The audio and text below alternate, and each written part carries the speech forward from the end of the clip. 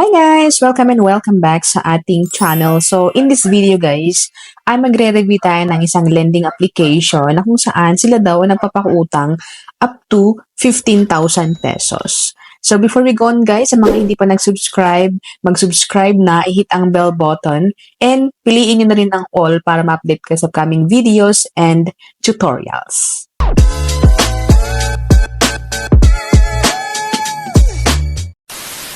So, welcome and welcome back sa ating channel. So, for today's video nga is i-review natin ang isang lending application na ayon sa kanilang application guys is loan amount from 3,500 to 15,000 yung kanilang loan amount. Ayan. So, sabi dito na in a few steps daw ay pwede tayong makapag-loan sa kanila and simple to apply. Ayan. And sabi din sa kanilang application guys, ayan, loan amount 3,000 to 15,000 15,000 yung loan amount.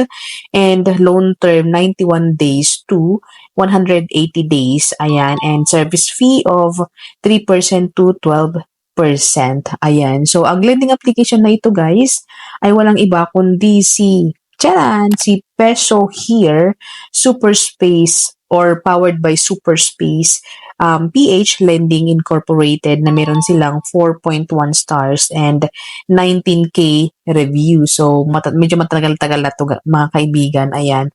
So, bali may mga review na ako tungkol dito pero yun na nga, i-review muli natin siya. Ayan. So, once na na-download na po natin ang Peso Here application, ay magpapakita agad-agad yung kanilang privacy. Ayan. So, notice. So, permission sa ating SMS, call log, location, camera, contacts, installed application.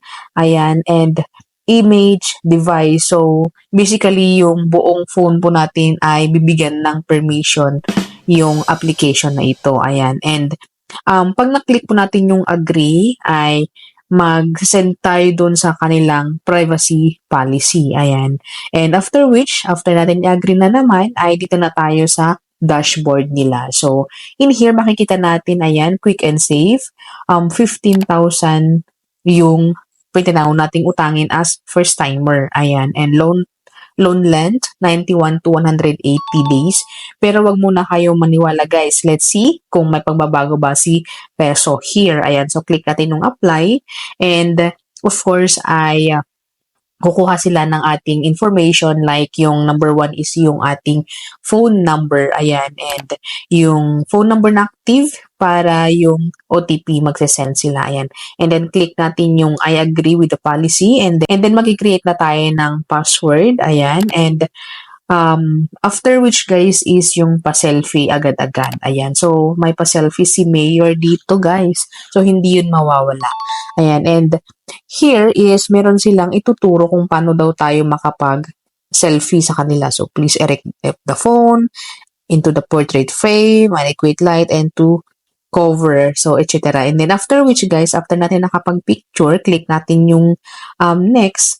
So hindi na sila magtatanong ng kung mga ano-ano pang mga information natin. So makikita niyo si screenshot guys, ayan. So ito na po yung pwede nating utangin daw sa kanila. So meron yung 10,500 sa pinakataas, and then VIP 735, and then 35, and then 35. So, basically, puro 35 na.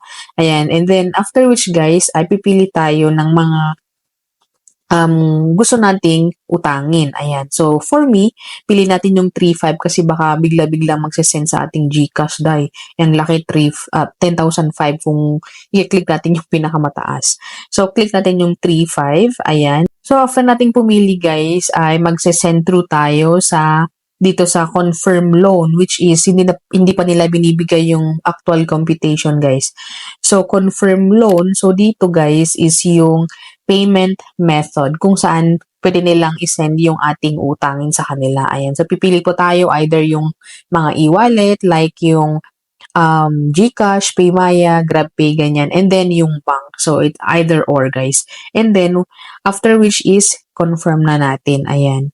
So, pwede pa pala sa kanila yung RD Pawn Shop. Ayan, M. Lawyer. Ayan, and then yung Coin PH. And then after which is application submitted agad-agad. So, hindi pa nila ipapakita yung mga computation kung magkano yung ating utangin ay isasubmit na yung ating mga information sa kanila. Ayan. So, after a few minutes, guys, after mga 2 minutes, ganyan, na pag-aantay, ay, eto na. So, i-refresh lang yung application and then ito na siya, guys. So, 3,500. And yung management fee niya, as you can see sa screenshot, 1,500. Bongga. So, ang laki ng management fee ni Peso Here, mga kaibigan. So, nasa inyo guys kung gusto nyong itry siya. Ayan. So, amount received is 2,000. And yung borrowing cycle niya or yung loan term niya is 7 days. Ayan. And then yung collection method, GCash, and yung loan product nito. So, basically guys is talagang medyo malaki-laki yung kaltas talaga. Wala pang pinagbabago. Si Peso Here. So, 1,500. So, masakit talaga sa bulsa yun, guys. So, nasa inyo kung gusto nyo pa rin, guys, na itry si Peso Here kasi baka hindi po tayo pare-parehas ng karanasan or naranasan dito sa loan application na ito. So, mga nakasubok dyan, guys, please comment down below kung may mga nakautang ba sa kanila na goods yung experience kay Peso Here. So, yun lang guys and thank you for watching. See you on my next one. Bye!